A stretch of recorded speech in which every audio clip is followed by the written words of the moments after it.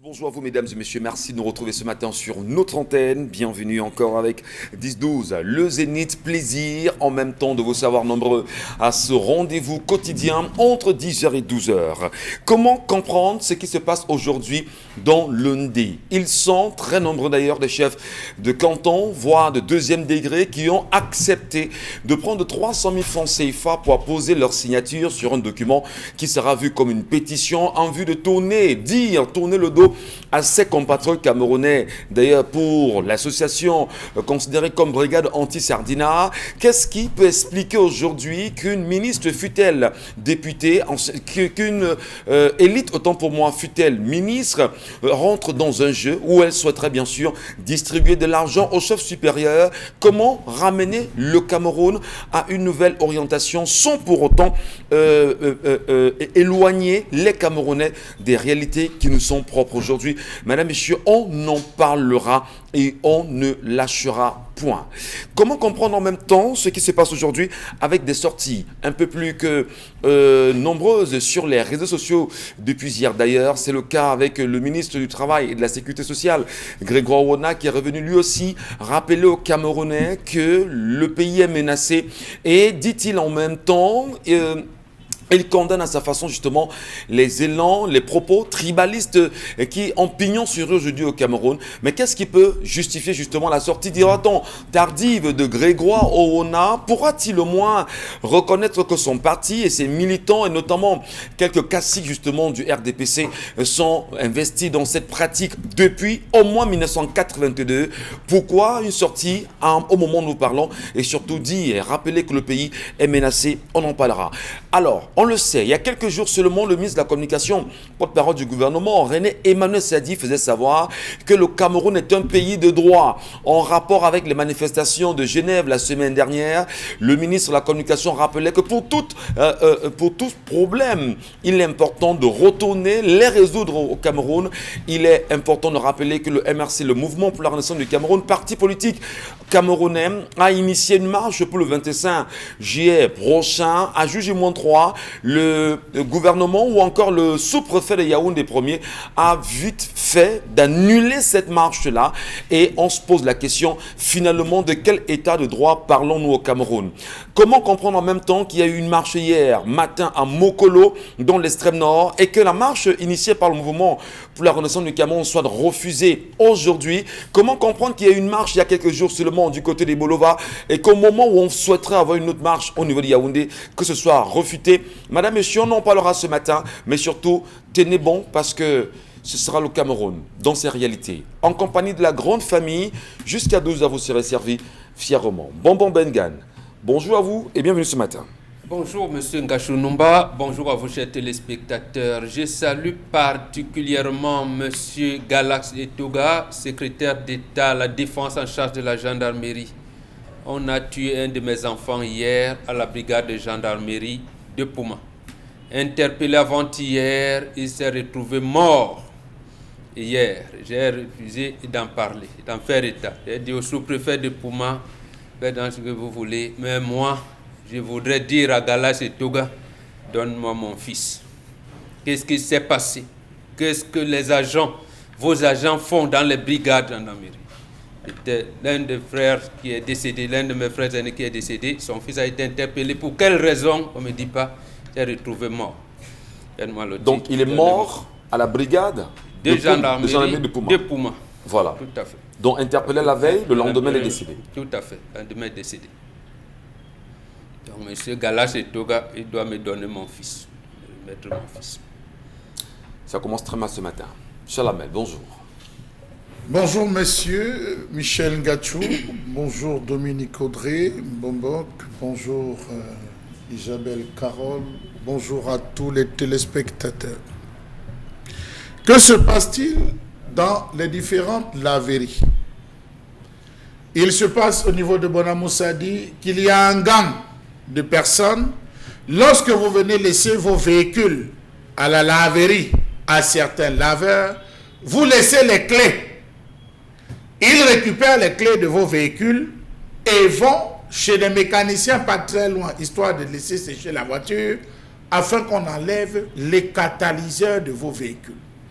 et il y a de nouveaux gangs qui sont dans la ville, vous allez vous rendre compte après que votre véhicule consomme qu'il y a de sérieux soucis.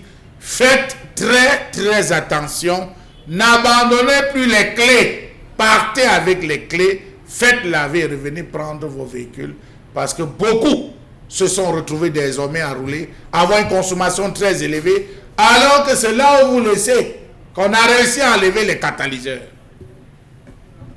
Bonjour à vous, Isabelle Carozepet.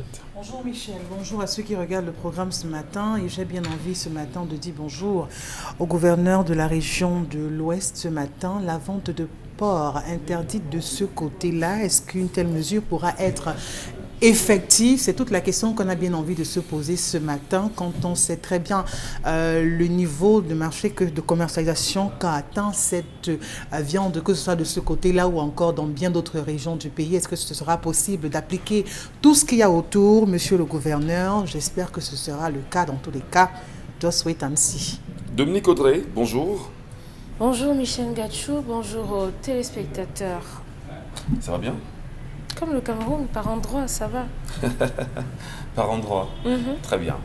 Madame, monsieur, n'oubliez pas en même temps les plateformes, les vôtres. Vous les connaissez. Equinox TV. Pour ceux qui sont sur les réseaux sociaux, allez vous abonner si vous ne l'avez pas encore fait. Restez bien sur cette page aussi, parce que là, il y a pas mal de débats, pas mal de commentaires, pas mal de réactions. Mais n'oubliez pas le contact qui s'affiche au bas de l'écran. Laissez-nous vos messages. Envoyez-les Isabelle Caron tout à l'heure, nous les lira. L'histoire de ce matin, Dominique, il s'agit de quoi? C'est une histoire de couple qui est en train de diviser deux personnes qui visiblement s'aiment depuis sensiblement 4 ans déjà. Donc la dame qui nous écrit nous dit qu'elle vit avec un homme et tout de go, elle a mentionné qu'ils n'ont pas de compte commun, chacun a son argent de son côté. Et que malheureusement dans cette relation, elle a fini par se rendre compte que les décisions de son conjoint impactent sur le devenir et l'avenir de leur relation. Elle raconte qu'elle a un problème parce que son conjoint, parce qu'ils ne sont pas encore mariés, est hyper dépensier. Lorsqu'il touche son salaire à la fin du mois, lorsqu'il a défalqué l'argent du loyer, ce sont des chaussures, ce sont des gadgets, ce sont des montres, des téléphones et tout. Donc lui, il est très passionné de musique, il investit dans que ce soit des CD, que ce soit des concerts, tout ce qui a trait à sa passion, il investit là-dedans. Il est tout le temps en train de sortir avec des amis et tout. À chaque fois qu'elle essaye de lui remonter les bretelles, ça finit en sucette. Il lui dit non, c'est mon argent, c'est mon travail, tu as un toit, tu as une ration, contente-toi de cela. N'essaye pas d'entrer, de voir comment je gère mon argent. Elle, de son côté, elle dit que ça la gêne parce qu'au milieu du mois, son mari n'a plus d'argent, donc son conjoint n'a plus d'argent et celui-ci se retrouve à lui emprunter de l'argent. Malheureusement, dans le week-end dernier, alors que celui-ci lui demandait de l'argent pour pouvoir entamer la semaine, cette semaine pour aller au travail, elle lui a dit qu'elle n'avait pas d'argent et en fouillant, elle ne sait pas trop ce qu'il cherchait dans son sac à main, il est tombé sur de l'argent. Elle a dit qu'elle ne voulait plus lui donner de l'argent parce que apparemment, elle a l'impression qu'il va toujours dépenser et venir lui demander. Elle dit qu'elle n'est pas sa mère et elle n'a pas envie de jouer ce rôle-là. Donc, celui-là lui fait les problèmes. Lui, elle trouve que c'est un gamin puisqu'il est immature. Donc, ça a donc créé un problème énorme. Il estime qu'il ne peut pas être dans la maison avec une femme qui a de l'argent et refuse de lui prêter cet argent alors qu'elle sait pertinemment qu'il va le lui rembourser. Maintenant, elle aimerait savoir quel est son tort dans cette histoire et comment est-ce qu'on peut amener quelqu'un qui est dépensier à aller un peu doucement sur la pédale. D'accord. Merci beaucoup, Dominique. Vous l'avez écouté? Ça aurait été mieux qu'elle nous donne le degré d'amour. Donc, dans son couple, c'est l'argent qui régente le reste des choses alors. Il s'aime, non? Bon, mais il y a un problème. Mais là, quand il y a un quoi comme ça, là, sur la gestion des trucs, ça va influencer sur le reste. Alors, il fallait qu'elle termine en disant, malgré ça, je vais l'épouser, mais comment faire là, non, elle est là, elle ne compte pas partir. Elle est là. D'accord. Si elle ne compte pas partir, non, là, on peut lui pas donner partir. des conseils. Elle ne compte pas partir. Dominique, qu'est-ce que vous lui avez dit, vous? Ce que je lui ai dit, c'est que lorsqu'on rencontre quelqu'un, il faudrait savoir que les horizons, les éducations, les environnements divergent. Conséquence, les appréciations ou bien la gestion de la vie et de l'argent et des avoirs s'adapte justement au milieu d'où est-ce qu'on sort. Le problème ici, c'est que dès le départ, elle aurait dû se rendre compte que elle a commencé à développer des sentiments pour une personne qui est très portée sur l'apparence, qui est une personne vaniteuse, je crois que c'est comme ça qu'on dit, une personne vaniteuse qui est prête à rester affamée simplement pour être bien mise, bien parée, simplement pour ça. Et c'est quelque chose sur lequel il est important de travailler lorsqu'on se projette sur la durée avec quelqu'un. C'est quand même maladroit d'avoir un adulte à plus de 30 ans, sensiblement 40 ans, qui n'a pas de projet de vie, qui pour lui, lorsqu'il y a un nouveau parfum, il faut qu'il dépense 30 000 pour acheter ce parfum. Pourtant, l'avenir est incertain. Lorsqu'on travaille, il n'y a pas de garantie de ce que demain, vous aurez toujours ce travail. Donc, il est d'abord primordial, madame, de le dire à votre conjoint, du moins, d'essayer d'avoir une conversation sérieuse de personnes civilisées, bien entendu sans crier, et de faire comprendre à votre conjoint que vous devez vous marier. Vous devez penser à construire une maison.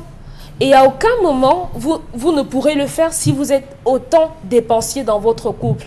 Et les comptes séparés dans le couple, moi, je ne comprends pas. Je ne comprends pas. S'il faut gérer la maison ensemble, vous devez chacun apporter du vôtre. Même si vous aurez l'argent séparément, vous devez avoir un compte commun où vous allez pouvoir gérer la maison. Maintenant, on n'achète pas les chaussures tous les mois.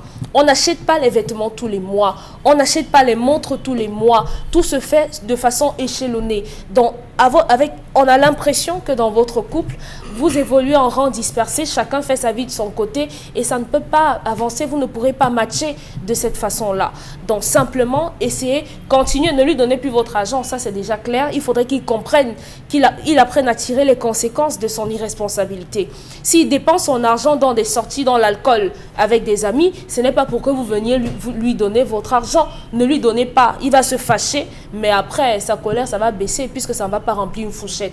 Donc, il va se calmer et après, il va revenir à de meilleurs sentiments. Si ça ne va pas, essayez d'en parler avec un de ses amis qui pourrait lui faire entendre raison, tout simplement. Chalamel, qu'est-ce que vous en dites ce matin? Alors, M. Michel Ngachou, j'ai l'impression que nous sommes en train de... Comment on va dire, nous sommes face à une situation où on a une femme irresponsable, on a une femme immature, très immature, une femme qui ne sait pas prendre la mesure des choses. Vous allez vous rendre compte que dans certaines maisons, c'est l'homme qui fait le marché, c'est l'homme qui pense à tout, c'est l'homme qui fait tout. La femme, elle a ses projets, elle est sur ses nuages. Vous voyez, elle est tranquille, l'homme rapporte tout à la maison, elle se contente de gérer. Il y a des tâches qui sont dévolues à la femme. Les sous-vêtements, tout ce qui est sous-vêtements, les brosses à dents, le dentifrice, les babouches, vraiment, ça c'est dévolu à la femme. Le jour où vous rentrez avec un sous-vêtement, monsieur Michel, si vous avez une femme sérieuse, personne ne dort. Parce qu'elle va vous demander ça sort tout, c'est moi qui paye. Soit elle ne dit rien, elle vous laisse déposer. Le matin, vous cherchez, elle a jeté. Parce que c'est elle qui définit et qui choisit. Il y a des tâches que la femme, de manière naturelle. Alors là, la faute n'est ni à ce garçon, ni à cette femme. Pourquoi? Je l'accuse parce que la mesure des choses, les filles, lorsqu'elles se retrouvent, elles doivent causer des choses sérieuses et non papoter sur les hommes. C'est les parents. Vous avez des parents qui n'enseignent pas aux enfants la notion de l'épargne, la notion de la gestion de la maison. On peut définir dans une maison, le père sait que chaque mois il dépense 100 000, je dis n'importe quoi.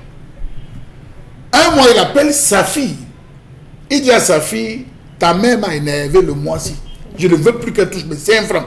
Tiens, c'est toi qui vas gérer la maison. C'est la fille qui va faire le marché de la maison. C'est la fille qui va régler les factures de la maison. C'est la fille qui va régler. Le père va jouer après une entente avec sa femme. Il joue à ce jeu. La mère dit, je ne veux vraiment pas savoir tout ce qui concerne ton père m'énerve. Vraiment, gère ça. On voit comment la fille gère l'argent On lui dit, attention, le père lui dit, tu as mal géré cet argent, sache que tu auras besoin de ceci. Il y a les imprévus, ça peut être le gaz, faites très attention dans la gestion, madame. J'espère que quand ta mère le faisait, et ce jour, il blâme la maman devant la fille. Et dit, si ça ne va pas, je vais te mettre hors de chez moi, madame. Parce que je me rends compte qu'il y a des débordements. La mère donc s'assied et appelle sa fille en lui disant que c'est vrai que j'ai des problèmes avec ton père, mais voici ce que je pense. Ça, c'est le premier point. Au garçon, on enseigne comment gérer lui aussi la maison, monsieur Michel Ngacho. On lui dit on va se déplacer, mais en notre absence, c'est toi le père de la maison. Il faut que tu saches que le matin, tes petits frères doivent déjeuner. Il faut que tu saches qu'à midi, on doit faire le marché à 9h. On le coach et on observe, préparant l'enfant à gérer son propre foyer. Alors, vous avez des parents, et je le déplore, qui lundi, il est assis au banc en train de boire une bière, une chaussure passe, il paye.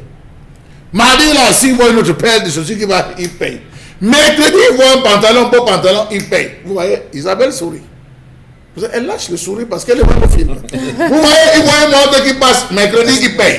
Il voit un autre qui... Qu'est-ce que vous en savez? Oui, monsieur Michel Gachou, vous avez des parents qui vont jusqu'à acheter des parfums. Un enfant de 9 ans, 10 ans, le père achète des parfums, on classe dans son armoire. L'enfant vit au rythme du parent et prend goût. L'enfant se retrouve donc, s'il a 1000 francs et son parfum est fini, au lieu de penser épargner, il faut acheter le parfum. Il prend cette habitude avec laquelle il grandit et il le met. Demain, vous lui parlerez d'épargne, il ne comprendra rien à l'épargne parce que son père l'a prédisposé. Il y a des moments où vous devez faire ceci, monsieur Michel, à votre garçon, vous lui donnez son argent de moi. Le 10 ou le 15, il dit que par exemple, prête-moi 3 000. J'ai un souci, je n'ai pas, je veux sortir, prête-moi un peu 3 000, là, je veux sortir. L'enfant dit, papa, je n'ai plus d'argent.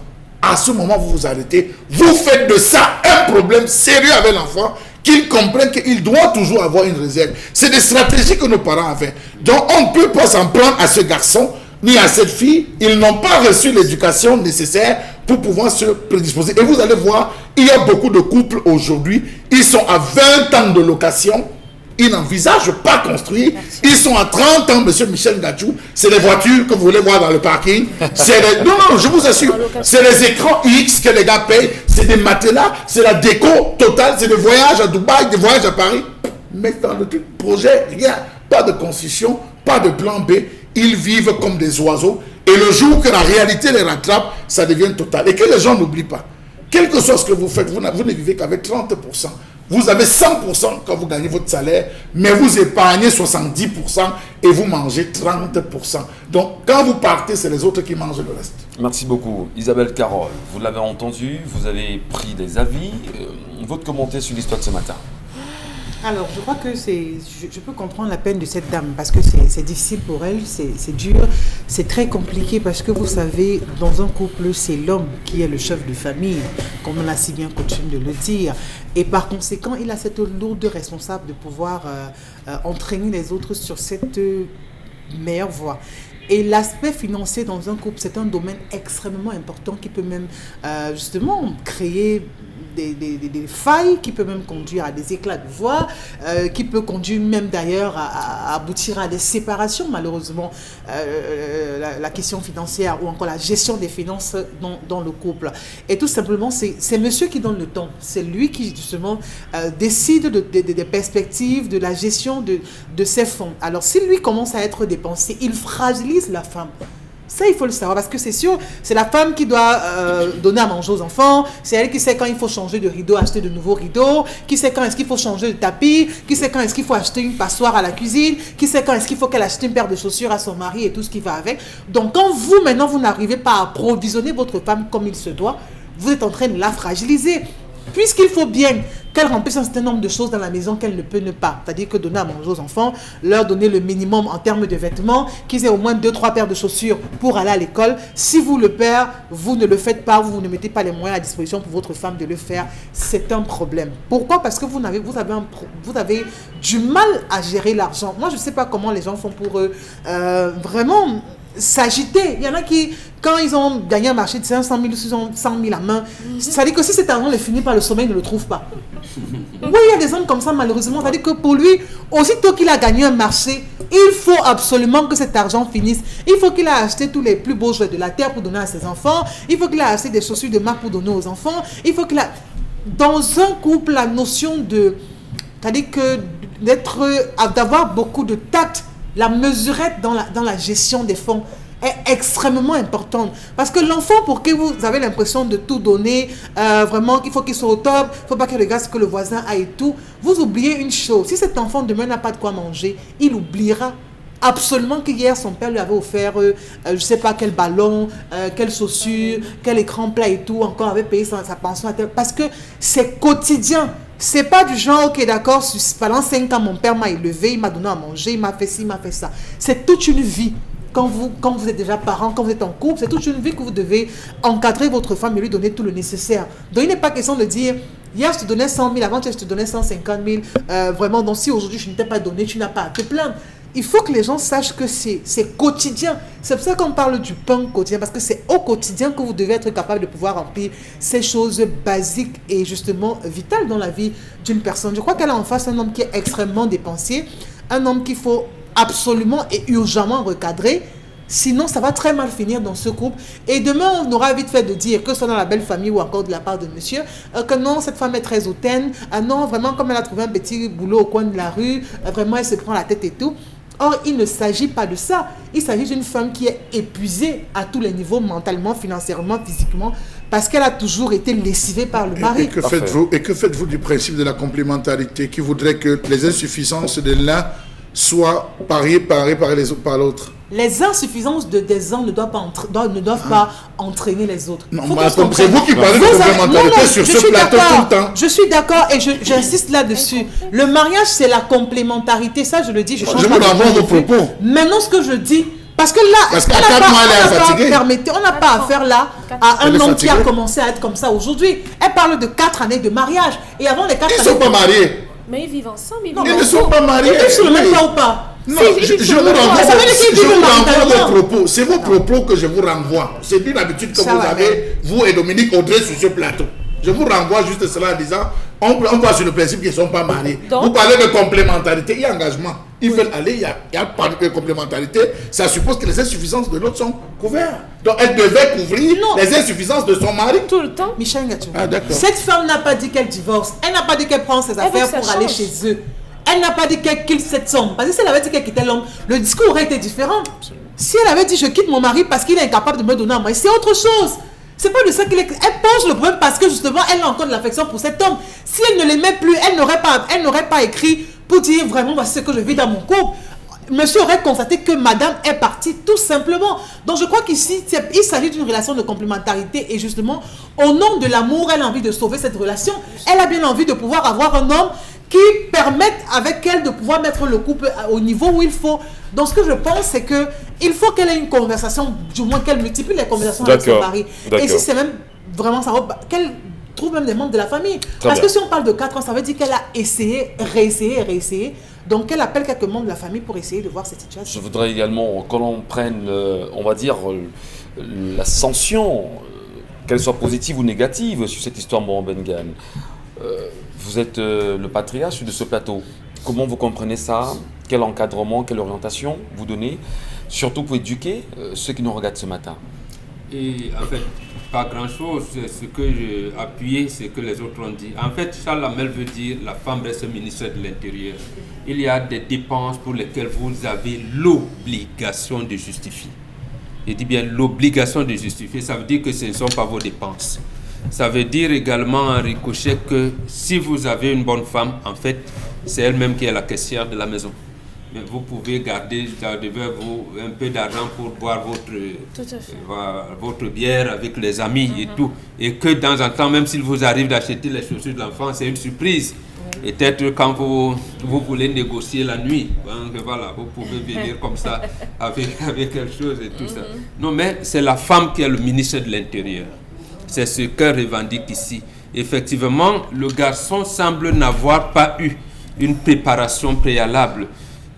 bon, le moyen est stable. Moi, j'avais cette propension là au débat. Vous savez, j'ai pas fait l'école. Mais les livres, moi, je pouvais dépenser tout. J'entre dans une librairie, je peux acheter tous les livres, oubliant même que je vais manger le lendemain. Mais j'ai été encadré par votre première maman. On me dit, ah non, monsieur, je sais bien, mais sache que... Bon, d'accord. À ce moment-là, directement, j'ai dit, bon, je dois quand même acheter un tel livre est sorti. Bon, voilà, donc c'est la femme qui recadre. Pour ça, j'allais dire, je lui tire un coup de chapeau. Parce que c'est pour ça que j'ai posé la question à Dominique. Est-ce qu'elle envisage partir? Est-ce que c'était justement pour savoir comment elle pense sauver la vie du couple? Et comment recadrer l'homme maintenant? C'est ça le problème. Donc, il faudrait que ce monsieur sache que, effectivement, c'est pour son intérêt personnel. C'est-à-dire, on lui apprend la notion d'épargne. Et que, pour le moment, la femme semble être, j'allais dire, aguerrie à cela. Et ça pourrait les aider demain. Donc, qu'ils soient disposés à l'écouter. Et c'est reste que pour ça. Parce que sinon... j'allais dire, un petit dysfonctionnement peut faire disloquer un couple, alors que la femme semble ne pas faire des reproches à son homme sur d'autres facettes de leur vie commune. C'est seulement sur ce point-là. Donc, ça veut dire qu'en fait, qu'au bout de 5 ans, quand ils vont se marier, ils pouvaient s'acheter un terrain et construire, ou alors élaborer des projets d'avenir. Donc, je pense que ce point-là, il doit, dans la notion de complémentarité... On est d'accord que les parents, à la base, ont un travail très important à faire en matière d'éducation des enfants. Voilà, comme elle a fait le mbom dans le vient au reste, ça veut dire que, est-ce qu'elle a cherché à être intégrée? Si elle est intégrée dans la famille, ça veut dire que sa belle-mère et tout, je dis que non. Et comment s'appelle même ce monsieur? Non, maman, il dérange. Chaque fois, voilà, on n'arrive pas. Donc, en fait, tu commences à poser ce problème parce que l'avenir voudrait que, quand elle va dire non, vraiment, c'est qu'on ne dise pas que la femme s'est accaparée. Notre enfant, on ne voit même pas l'argent de notre fils, alors que c'est le fils lui-même qui dépense son argent. Donc, c'est ça, cette notion de complémentarité qu'il faut mener.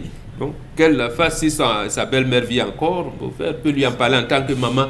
Mais vraiment, appelle-le, dis-lui que, bon, ça peut aller comme ça. Merci. Et recadrer. Merci infiniment, Bengan. Merci pour ces valeurs éducatives ce matin sur ce plateau. Nous saluons toutes les femmes qui nous regardent ce matin, tout en leur rappelant, oui, Bombor, Chalamel et les autres ici, on fait savoir que c'est la femme qui doit oxygéner la maison. Si votre mari est dépensier, madame, trouvez le devoir de la femme. Trouvez bien sûr l'occasion de la mener à ne pas le faire, parce qu'en fait, moi j'ai mal le dit parfois, lorsqu'on construit une maison, c'est pour la femme. Permettez. Mais on dit bien la femme chez qui j'habite, même ceux qui ne connaissent pas le terme. C'est pour la femme. Alors, lorsqu'on fait même des enfants, à un moment donné, on a tendance à dire c'est pour la femme qu'on fait des enfants. Donc en réalité, lorsqu'une femme s'engage véritablement avec qui que ce soit, elle devrait toujours concevoir sa vie de demain, sa retraite, le soir de sa vie avec son homme et ses enfants. Parce qu'on a toujours de fierté. Je sais pas, parfois. Tous les enfants, hommes comme garçons, à la vieille, vont toujours du côté de leur maman. Donc, ce que vous dites là, nous tous, on a ce penchant là. L'homme est même malheureux dans voilà, très souvent. Eh bien, nous allons justement ce matin, toutes les femmes. On en parlera. Allez, merci. Poursuivons l'émission, mesdames, messieurs. Comme vous le savez, chaque matin, c'est toujours le moment idoine, idéal, mais surtout d'entendre la colère exprimée par Chalamel Bachou.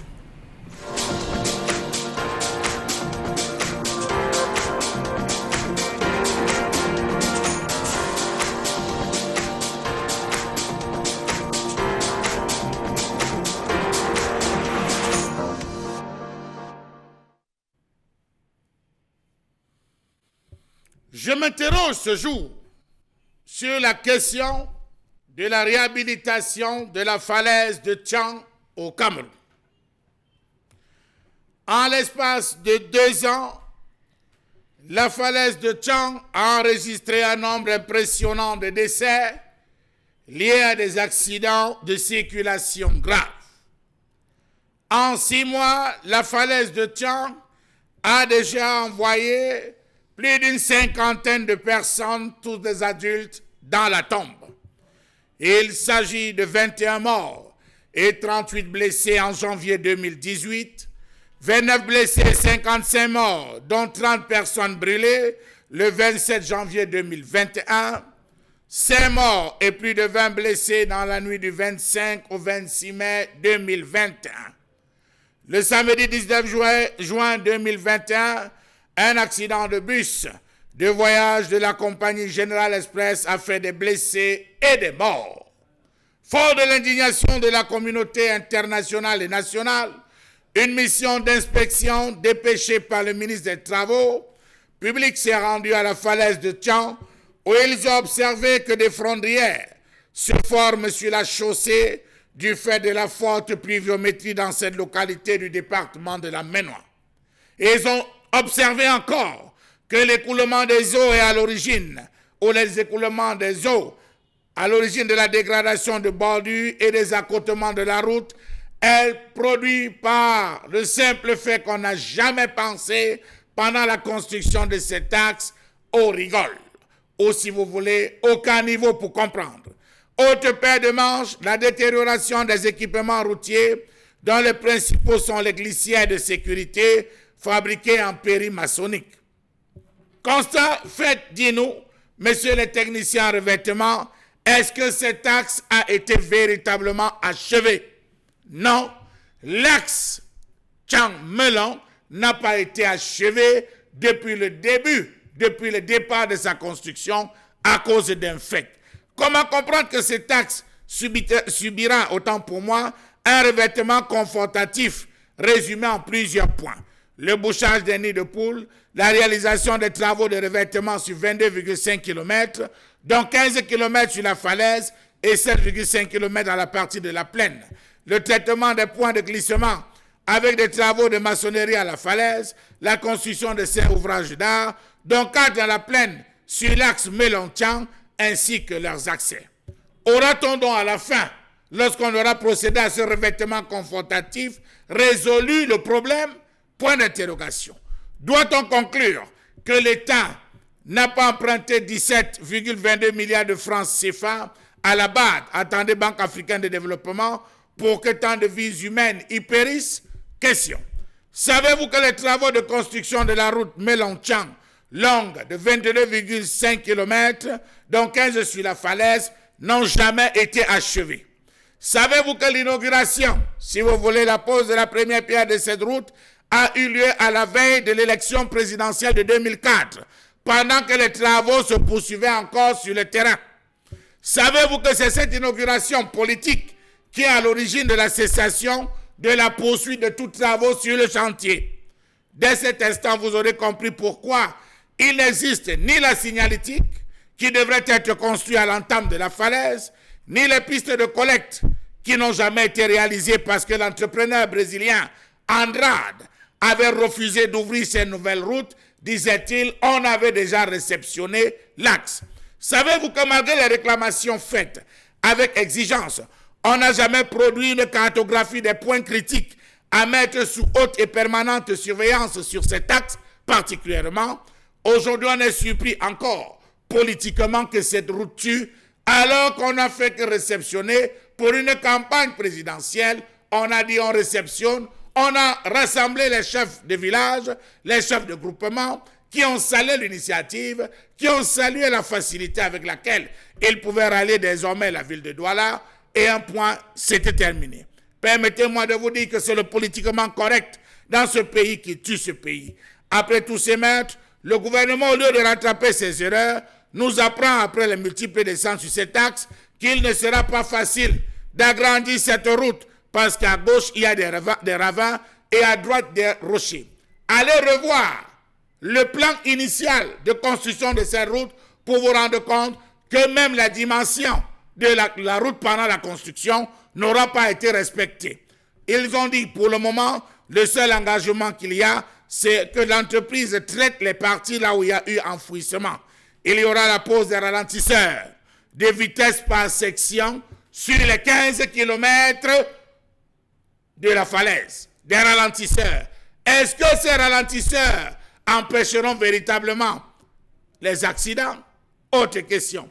L'élargissement, dans tous les cas, ne fait pas partie des interventions urgentes. Non et non et non. Les usagers n'ont pas besoin de ces revêtements confortatifs. Il faut en urgence que des dispositions soient prises pour que les routes soient de plus en plus sûres.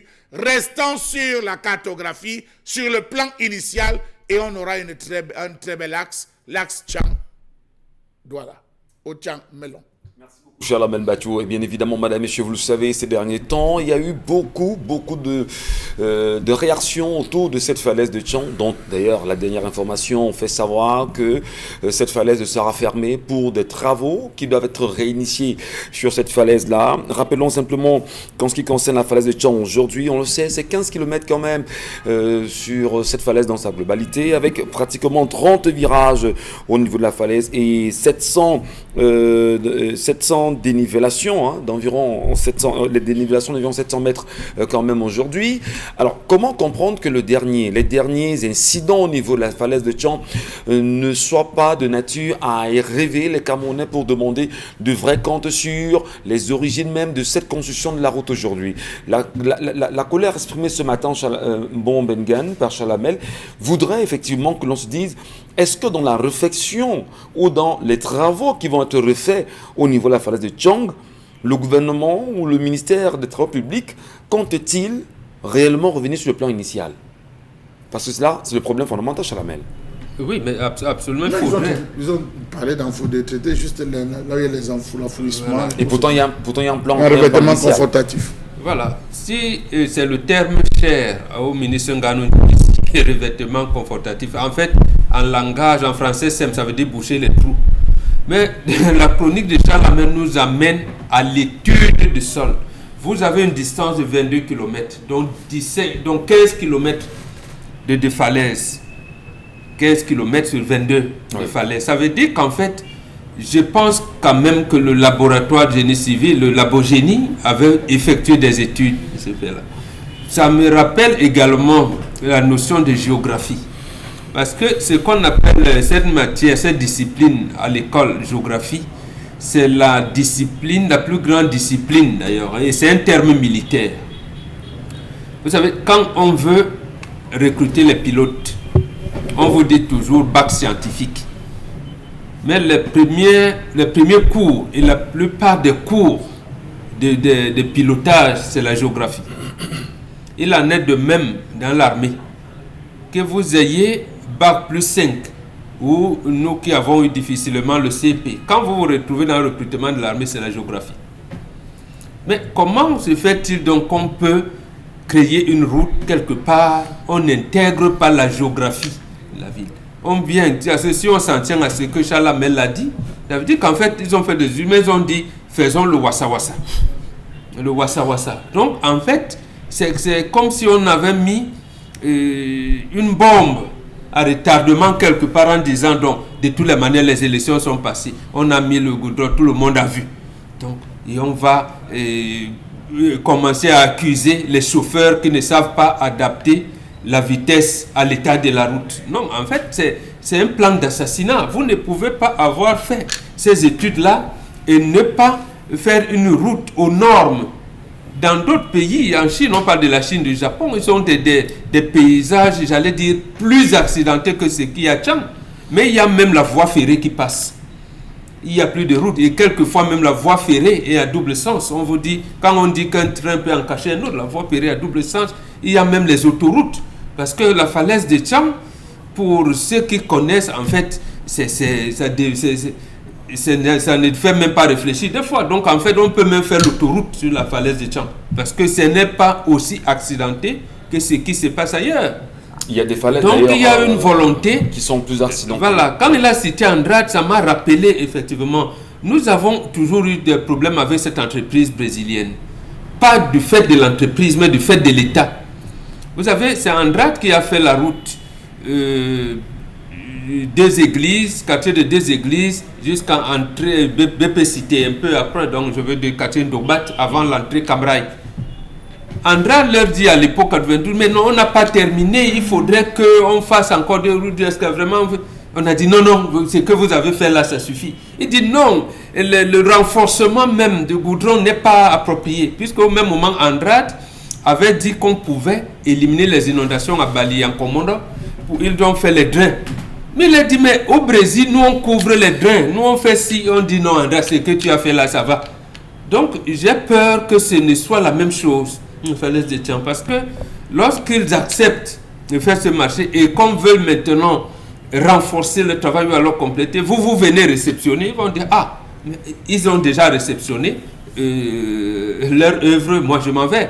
Donc, moi, c'est le gouvernement sur qui je tire, j'allais dire à boulet rouge, parce que fermer maintenant voudrait dire quoi? Voudrait dire qu'ils vont accepter qu'ils ont échoué. Est-ce qu'ils vont nous encore amener dans les enfumages du genre, oui, la route a une durée, ça a déjà fait 15 ans, donc c'est normal que, alors que l'effondrement qui s'est fait en bas dans le bus aurait pu être évité si on avait procédé à des études et à une construction, j'allais dire, normale. Alors, on sait quand même, Dominique Audrey, que selon des données, les raisons qui sont données aujourd'hui, c'est qu'on parle d'excès de vitesse, d'ailleurs il évalue pratiquement 35%, qui serait la principale cause des accidents au niveau de la falaise, c'est ce qui se dit en même temps. On parle de l'état des véhicules, qui a une estimation portée à 17%, la conduite en état d'ébriété, qui est à 10,5%, l'état justement de la route, selon les chiffres nationaux à 10%, ou encore le mauvais dépassement à 7%, qui sont signalés parmi les nombreux cas d'accidents. Alors pour revenir justement sur ces chiffres-là, est-ce qu'on peut dire que c'est de nature à dire ou à valider que la falaise serait un problème pour les uns les autres? Est-ce qu'on l'utilise mal au final? Si c'est bien compris. Les usagers utilisent mal cette falaise. On parle quand même de vitesse 35%. Alors, est-ce qu'à ce niveau-là, quand on regarde que les voitures descendent et montent, on peut vraiment le dire? Ce chiffre-là, c'est... Lorsque les gens meurent sur la route, Douala, Yaoundé, ce sont les falaises aussi? Non. Et justement. Ce ne sont pas les falaises. Il n'y a pas 4 façons d'utiliser la route. Malheureusement, lorsque vous allez, ou bien heureusement, lorsque vous apprenez à conduire, on vous dira toujours que c'est l'automobiliste qui est responsable des accidents à 90%, je dis n'importe quoi. Malheureusement, lorsqu'il y a éboulement au niveau de cette falaise-là, ce n'est pas de la route que c'est pas le conducteur qui fait tomber cela. Dans d'autres pays, lorsqu'il y a un problème sur une route, on trouve les moyens d'aménager. Mais jusqu'ici, sur 15 km, je ne sais même pas s'il y a la signalisation là-bas. La nuit. Non, pas la nuit. On s'est essayé à mettre ces derniers temps quelques mètres, ce qui était prévu lorsque vous regardez la maquette initiale. Ça n'a rien à voir. Rien à voir avec tout ce qu'il y a. Et on ne va pas impliquer ça au conducteur qui va conduire la nuit. Cette route a été aménagée pour éviter qu'on ne passe par Bafoussam pour se retrouver de l'autre côté. Donc c'était comme une sorte de voie. On passe par Bafoussam pour aller. Voilà. C'était une voie de contournement. Malheureusement, cette voie de contournement aurait dû être aménagée. Si on sait pertinemment que d'un côté il y a des ravins et de l'autre il y a, c'est quoi, des pierres? Des pierres, des rochers. On s'arrange à ce que sur le bord des ravins, il y ait une sorte de protège, des choses qui protègent la route. Et même les rochers, on les gronde. On les dynamite. On les dynamite. Et on élargit la route de ce côté. Mais rien n'a été fait. Ça veut simplement dire qu'il n'y avait pas de projection véritable. On a dit, faisons un truc de l'autre côté pour qu'il passe simplement là-bas et basta. On n'a pas trop envie de se coltiner, de se prendre la tête avec ces histoires-là. Ils vont simplement couper et après on passe dessus. Il y a quand même que Dominique Audrey, l'État se rend compte qu'il y a des accidents. Au-delà des chiffres qui ont été énoncés par le gouvernement, qu'est-ce qui peut bien empêcher l'État du Cameroun à voter un budget réel pour, je veux dire, agrandir les voies de cette falaise? Il y a eu un crédit de 17,22 milliards à la base. Qu'est-ce qu'on en a fait? Le reproche qu'on fera toujours à ce gouvernement, c'est d'attendre trop longtemps avant d'envoyer des gens sur le terrain étudier un truc qu'on sait déjà.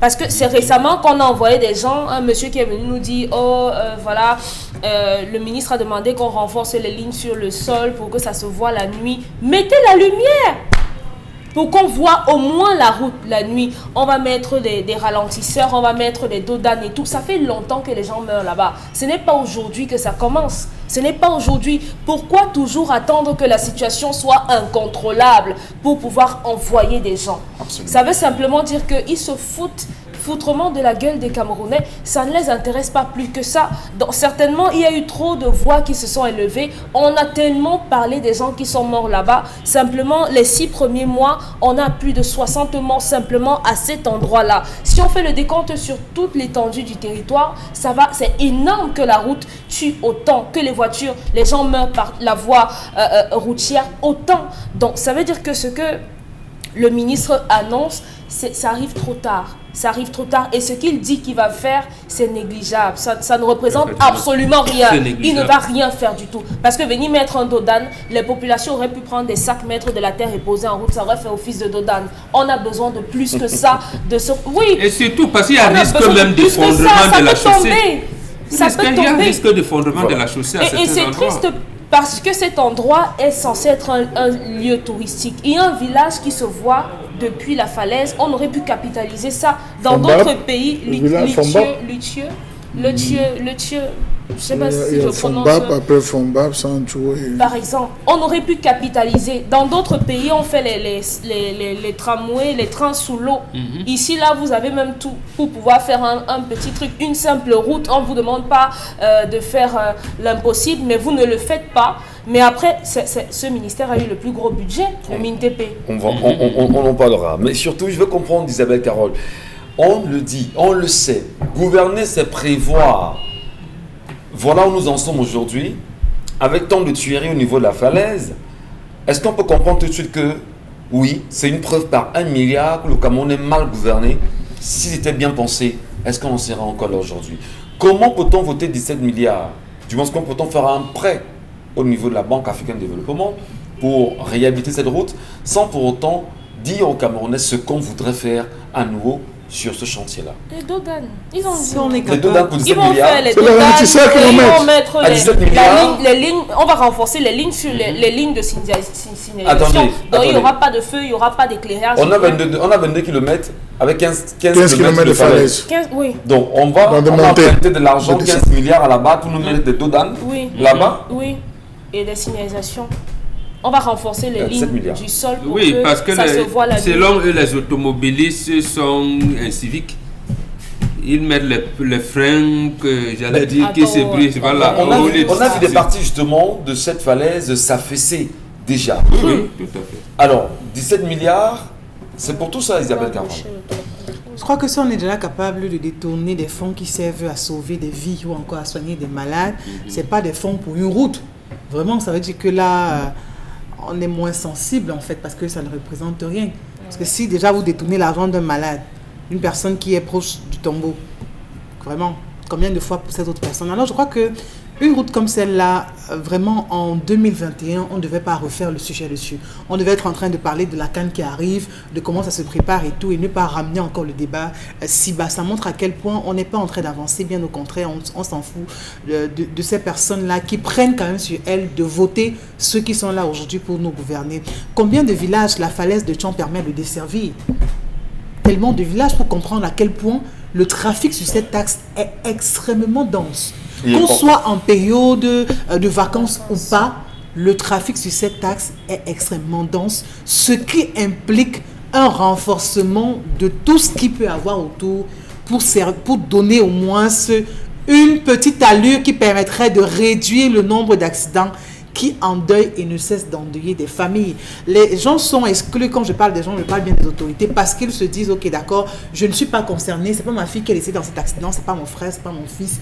Alors, ils n'ont qu'à faire de ça ce qu'ils veulent. Mais le drame ou encore ce qui choque le plus, c'est qu'on aura vite fait de voir, on se souvient encore avec cette voiture qui contenait de carburant qui allait justement faire des livraisons en collision avec cet autre cas de transport, le bilan qui était lourd. On a vu Paul Atangandi sur les lieux, on a vu bien d'autres autorités sur les lieux. Ben, ça servait à quoi? Aujourd'hui, on est 2 à 3 mois après. Quel est le bilan qu'on fait de cette situation? Pourtant, on les a vus descendre sur le terrain. Si vous ne descendez sur le terrain que quand il y a mort d'homme, ben, ça veut dire que vous ne tenez pas à cœur cette population. On ne doit pas attendre qu'il y ait un accident pour descendre sur les lieux. Surtout que c'est une route, quand on parle de la falaise de Tchon, c'est depuis des siècles et des décennies que ça essaie de créer autant d'accidents, il faut le dire. Quand vous êtes sur cet axe la nuit, Michel Ngacho, je vous assure, vous avez seulement envie de fermer les yeux et de faire votre signe de croix. C'est Ne même pas, permanence. Regarder la direction que le chauffeur prend. C'est-à-dire que vous restez seulement pliés entre vous.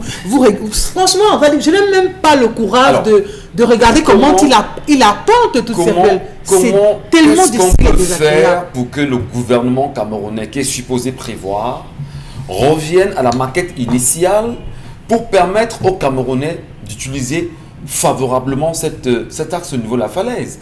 Parce que c'est le point fondamental ce matin. On tient seulement à leur conscience morale. Est-ce qu'ils vont le faire, bon, Ben Gane? Si vous dites qu'est-ce qu'il faut faire, il faut interpeller leur conscience morale. C'est dire qu'en fait, on a fauté la première fois. Le plan initial, nous ne l'avons pas appliqué. Maintenant, pour revenir à ce plan initial, on fait comment? Et les gens s'engagent à le faire effectivement. Parce que, en fait, quand on parle de la chaîne montagneuse de l'Ouest, c'est ça qui va jusqu'à la falaise de Ngaoundéré, jusqu'à la région du Tibesti au Tchad. Absolument. Et on sait que c'est encore une zone volcanique. On sait tout ce qu'il y a à l'intérieur. Donc, lorsque vous vous engagez à faire un projet à ce moment-là, vous devez faire des études appropriées. Études appropriées. D'abord, la largeur, je pense, c'est 6 ou 7 mètres, c'est pas mauvais. Mais comment faire justement pour que la route soit solide? Ou même prévoir d'autres. Parce qu'ailleurs, on peut prévoyer même des passerelles, c'est-à-dire qu'on peut faire les routes souterraines, on peut. On le voit dans d'autres pays du monde. C'est la conscience morale, La conscience morale, il n'y a pas autre chose. Ça renvoie à l'éducation, comme on disait hier. Est-ce qu'en faisant ce projet, je sais que les gens vont mourir? Voilà, c'est qu'on peut. Comment faire à mon niveau pour que les gens meurent moins, ou alors que ceux qui meurent soient les gens vraiment inciviques. Absolument. Mais au moins que la probabilité pour que les gens ne meurent pas puisse être la matérialisation d'une route et surtout de construire une bonne route. Merci beaucoup, bon Ben Gane Kandji, merci à vous, madame, messieurs, restez sur Equinox Télévision. Dans un moment, on marquera une petite pause, mais surtout, on se pose une question qui taraude les esprits depuis hier soir. Il y a quelques jours, le ministre de la Communication faisait savoir que le Cameroun est un pays des droits. Et bien là, une marche déclarée par le Mouvement pour la Renaissance du Cameroun à Yaoundé vient d'être rejetée. Peut-on parler véritablement de fourberie du renouveau?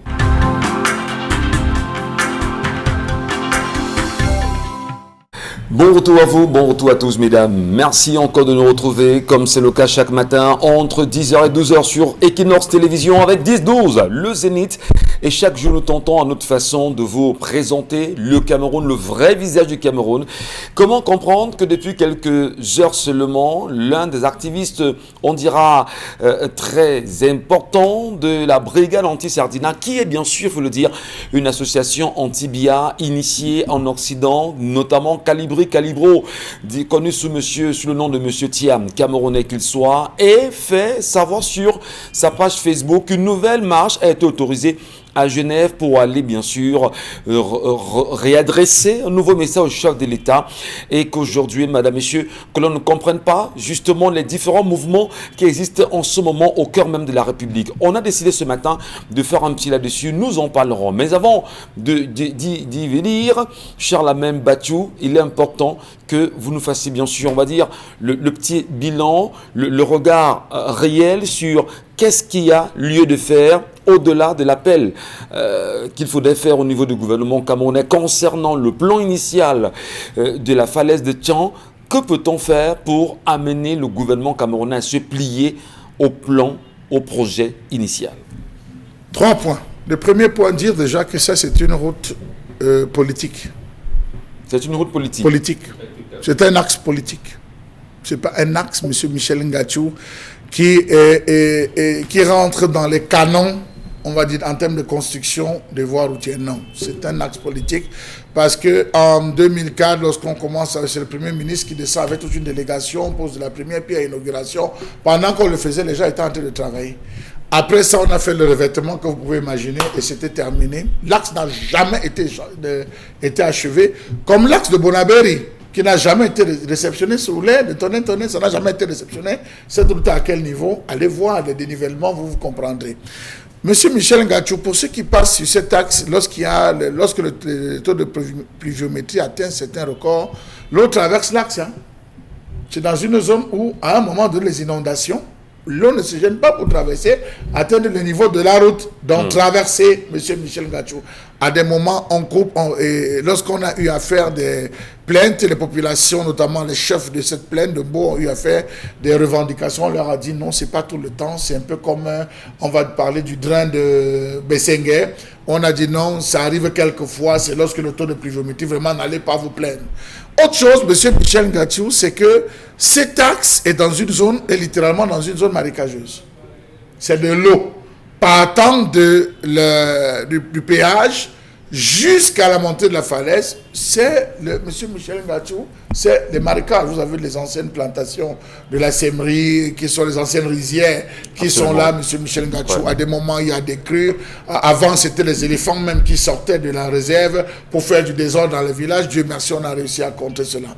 La majeure partie des accidents se produisent où, monsieur Michel Ngachou? Sur la descente de la falaise. Ce n'est jamais à la montée, c'est à la descente de la falaise qu'il y a le plus grand nombre d'accidents, qui ont enregistré le plus grand nombre de morts. Allez regarder. Mais là, on veut aller régler la situation, c'est sur la plaine.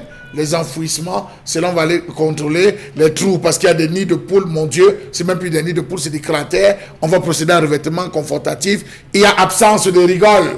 Faites un tour de ce côté, vous allez voir, il n'y a pas de caniveau pour l'écoulement des eaux. L'eau qui descend, monsieur Michel Ngachou, quand il pleut, va inonder les villages d'en bas. L'eau qui pèse et descend va inonder les villages d'en bas. Et le premier village, c'est Fombap. C'est le village de Fombap qui se retrouve sous les eaux, avec les eaux qui viennent, monsieur Michel Ngachou. Parce qu'il faut le dire, c'est tout un grand bassin. Dans cette zone de marécage, l'eau se retrouve dans la montée. Vous avez des chefferies traditionnelles qui se retrouvent, monsieur Michel Ngachou, sous les eaux.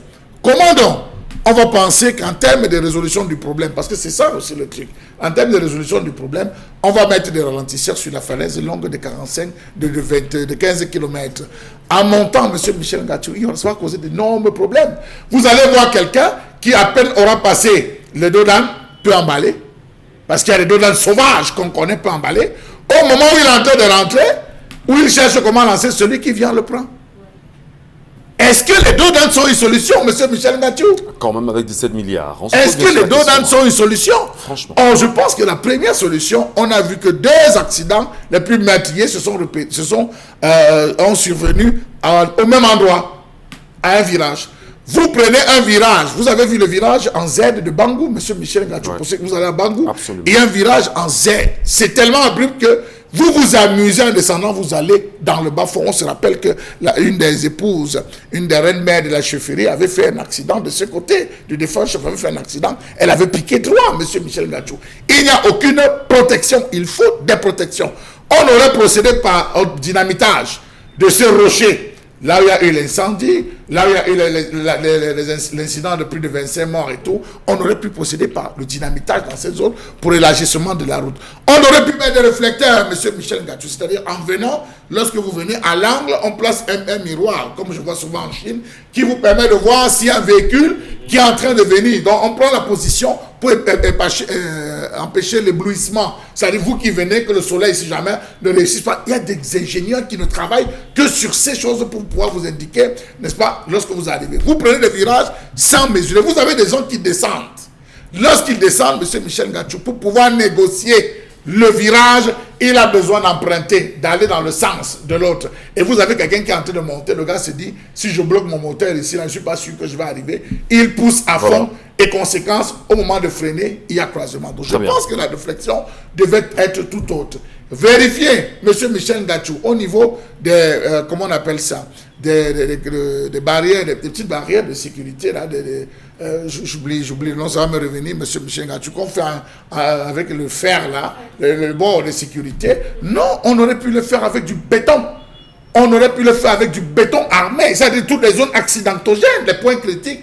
On aurait pu le faire à telle enseigne que lorsque vous frappez, quelle que soit la lutte, cela vous retienne, cela ne vous envoie pas dans le bas-fond. Il y a tellement de choses qu'on aurait pu faire. Et le dernier point, c'est l'éclairage. Cette zone mérite vivement d'être éclairée. Alors, est-ce qu'on va résoudre, on va résoudre la question de la luminosité sur cet axe? Je ne pense pas. Merci. C'est un revêtement confrontatif. Merci, ça Chalamel. n'aidera pas les populations. On va vous rappeler, madame, monsieur, regardez bien le numéro, ça affiche au bas de l'écran à l'instant parce que la réalisation nous permettra d'avoir ce contact au bas de l'écran. Envoyez vos réactions puisque Isabelle Carole-Zepet prend la peine, bien sûr, de nous les lire chaque fois. Isabelle Carole, l'instant est consacré, bien sûr, à la lecture des messages de nos téléspectateurs.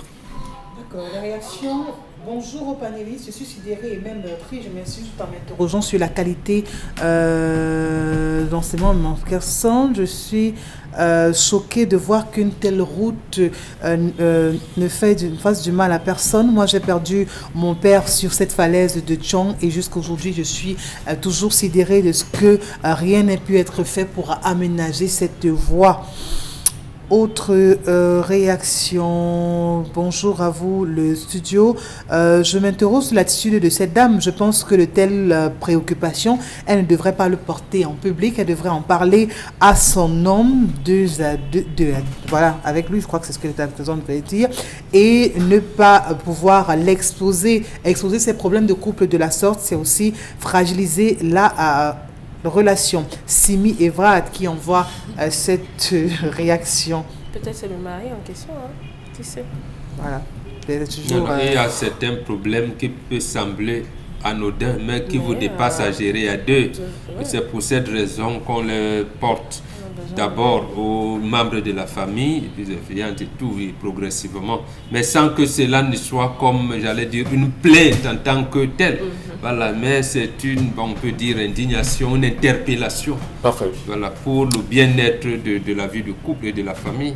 Autre réaction, Isabelle Carole. Bonjour à tous sur le plateau. Concernant l'histoire du jour, la dame ou le couple sait ce qu'il y a lieu de faire. L'homme a l'obligation de gérer le loyer, l'électricité, l'eau, la ration. La femme a, elle, le reste est son devoir. Quels étaient leurs objectifs et visions avant de se mettre ensemble? Je pense qu'ils ont tous échoué. Concernant maintenant la colère de Charles Hamel, on ne peut jamais interdire à l'homme en général ou aux Camerounais en particulier de détourner ou de voler de l'argent. Et comme je dis souvent aux gens, voler, pas de problème, mais faites du bon travail afin d'éviter les regards bizarres sur vous. Mais les Camerounais sont tous malhonnêtes. C'est la réalité malheureusement de notre pays. C'est un mauvais poste. Vous ne pouvez pas demander aux gens de voler. Pas du tout. Il faut dire que quand on vole, on doit être puni. Donc il faut interdire le vol. Deuxièmement, quand on dit l'obligation de l'homme, l'obligation de la femme, non. Dans un couple de complémentarité, justement, non. Il faut parvenir à un consensus. Lorsque vous allez avec, tu es obligé de, tu as deux hommes. En fait, ça prédispose au conflit. Et justement, quels sont les éléments dans une relation qui évite le conflit? Généralement, on ne parle pas de ce qui divise. Ou alors, si les choses divisent, on les parle avec courtoisie, avec un certain tact, une certaine subtilité. Donc, moi je suis obligé, moi j'ai fait que toi tu n'as pas. Non, ça arrive quand il y a une exaspération. Mais on ne peut pas dire qu'elle doit et encourager le vol dans le public. On poursuit les messages d'Isabelle Carole. Bonjour les pédagogues du plateau, vous sur le plateau et nous pauvres citoyens perdons juste notre temps car le gouvernement s'en fout énormément des populations et s'enrichit sur le sang des morts et réception des projets inachevés pour budgétiser l'entretien car il coûte plus cher que la mise en œuvre.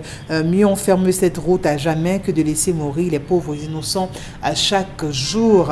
Rodolphe depuis Batier qui signe cette réaction. Bonjour, concernant l'histoire du jour, le monsieur n'a pas encore la maturité financière. Prière que sa future femme l'aide à passer à cette échelle. Quentin Lequin depuis Lok Baba qui envoie le message. Autre réaction, je pense tout simplement que l'état de cette route laisse à désirer. Peut-être que vous n'avez pas encore parcouru cette falaise. Vraiment, moi, je tremble chaque fois que j'ai l'obligation de passer sur cet axe. Le message n'est pas signé.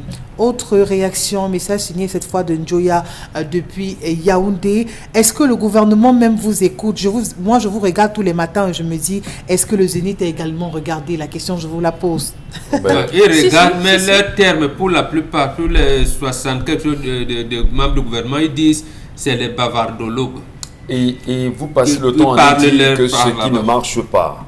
Mais qu'est-ce qu'on fera? On continuera, mon Bengan, et tout le reste de la famille. Il faut continuer. Quand le matin, nous on faisait ça à notre époque. Maman, j'ai faim. Quand elle balaye encore et tout. Vous oubliez même que maman vous dit souvent de vous laver la bouche. Et tout. On a fait. Voilà. Jusqu'à ce qu'elle vous donne à manger, vous l'attrapez. Donc il faut parler jusqu'à ce que les choses soient résolues. Absolument. Puisqu'il y a un problème, pourquoi vous laissez? C'est pas de toutes les manières, nous en Afrique, Dieu ne nous a pas dit qu'il va faire une assemblée générale des anges au ciel pour venir résoudre le problème. Autre message, Isabelle. Bonjour à tout le plateau. Parlons de l'état de nos routes. C'est un grand échec pour notre pays que le président de la République démissionne avec tout son gouvernement. Mais est-ce que c'est alors possible?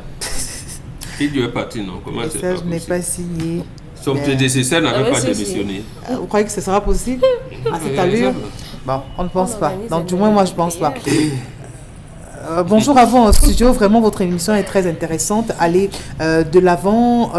Franchement, quand j'ai des choses à faire de ce côté-là, j'envoie toujours de l'argent et je n'ose même pas y aller parce que j'ai peur de pouvoir traverser cette falaise de Jean Roméo qui envoie cette réaction. Plus, c'est un moment, peut-être la mort peut vous trouver sur la moto. Donc, je ne peux pas que ça. Psychologiquement, on est affecté. Ce qui est quand même étonnant, c'est que lorsque vous traversez pour aller le carrefour Bamungum, dans la zone de Baleven, c'est quand même bien aménagé. Vous voyez, on a fait des rigoles, mais qu'est-ce qui empêchait, car c'est là où je dis c'est une route politique, qu'est-ce qui empêchait de pouvoir véritablement confectionner? Et quand vous regardez l'épaisseur même du goudron, du bitume, allez voir l'épaisseur du bitume. Prenez la peine de vous y arrêter, hein. Un moment, arrêtez-vous, vous allez voir, c'est là l'épaisseur du bitume. Vous vous rendez compte qu'on se moquait, des populations, soit cet emprunt qui a été fait au niveau de la barre était un emprunt pour justifier juste le fait qu'on veut lancer la route, mais l'argent était utilisé pour la campagne présidentielle, très simplement. Merci beaucoup, merci à tous, merci à vous. Nous poursuivons l'émission et là, hier, après l'édition d'hier, il y a eu quand même une analyse froide de Charles-Amène Bathiou et Bon Bengan sur ce plateau, longuement relayé sur les réseaux sociaux hier. On va également le dire après le programme. On a eu cette réaction du ministre Grégoire Ona qui dans un tweet, justement, dans un post sur Facebook, a fait savoir que il est important, mobilisons-nous contre la violence sous toutes ses formes, mobilisons-nous contre la haine, mobilisons-nous contre l'ethnofascisme. La nation est menacée, dit-il. Qui l'a lu? Bon, vous l'avez lu au moins. Oui, mais je lui renvoie à l'ancêtre de son parti. Lorsqu'on crée le 1er septembre 68, l'Union nationale camerounaise, l'UNC, qui a changé de nom devenant RDPC, ils ont dit quoi? Le maître mot c'était la construction de l'unité nationale. On en est où avec l'unité nationale? Son parti champion vient dire développement communautaire, pour le libéralisme communautaire. Que veut dire libéralisme communautaire? De 1987, date de publication de ce livre jusqu'aujourd'hui, qu'est-ce qu'on entend par libéralisme communautaire? Lui qui est secrétaire général adjoint du comité central. Moi, je ne comprends pas grand-chose, mais je ne sais pas mon cerveau. D'abord, mon cerveau, il n'a pas appris beaucoup de choses. Mais vous, qu'est-ce que veut dire libéralisme communautaire? Nous, on avait le libéralisme planifié. On savait qu'on a un plan quinquennal. Chaque fois, même en 72, lorsqu'il n'a pas réussi, Aïdjo vous dit, la sécheresse a fait que la progression du désert, ainsi de suite, plus la crise du pétrole, nous n'avons pas pu atteindre les objectifs. Nous allons relancer ça dans le 4e plan quinquennal. Donc, avec l'opération Sahel vert, plantons des arbres dans le nord, faisons pour... Voilà, on avait, j'allais dire, une feuille de route. Mais quand vous dites libéralisme communautaire, maintenant, quand les communautés veulent venir, on dit, oh non, ça veut dire quoi? Non, moi, je ne comprends pas le français compliqué. Voilà. Moi, j'ai compris ce qu'on appelle libéralisme planifié. Et les communautés vivaient comment? On avait ce qu'on appelle les coopératives. Comme Charles Amel aime le dire, quand il l'a même dit tout à l'heure, quand vous voulez apprendre à vos enfants de l'épargne, pendant la saison voilà les grandes vacances, on va prendre l'arachide, on donne à tout le monde la même quantité à les vendre. Nous, on cassait les palmistes parce qu'il y avait les marchés périodiques. Voilà, les noix. Maman dit, chacun garde sa part. Donc, 2 semaines avant la rentrée, chacun vient avec un dit, maman j'ai regardé, maman j'ai. Voilà comment on faisait. Aujourd'hui, alors, le libéralisme communautaire, ça veut dire quoi? Ça nous a, après, plan triennal jeune, prends ceci. Mais lorsque le ministre quand même le dit, c'est vrai qu'à la suite du ministre, on a eu pas mal de réactions hier.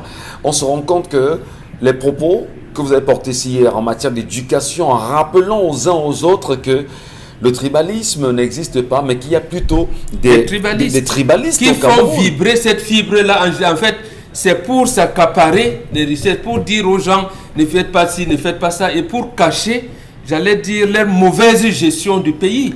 Et le drame, c'est qu'on y met des intellectuels et ça a apporté ce que ça apporte en Côte d'Ivoire.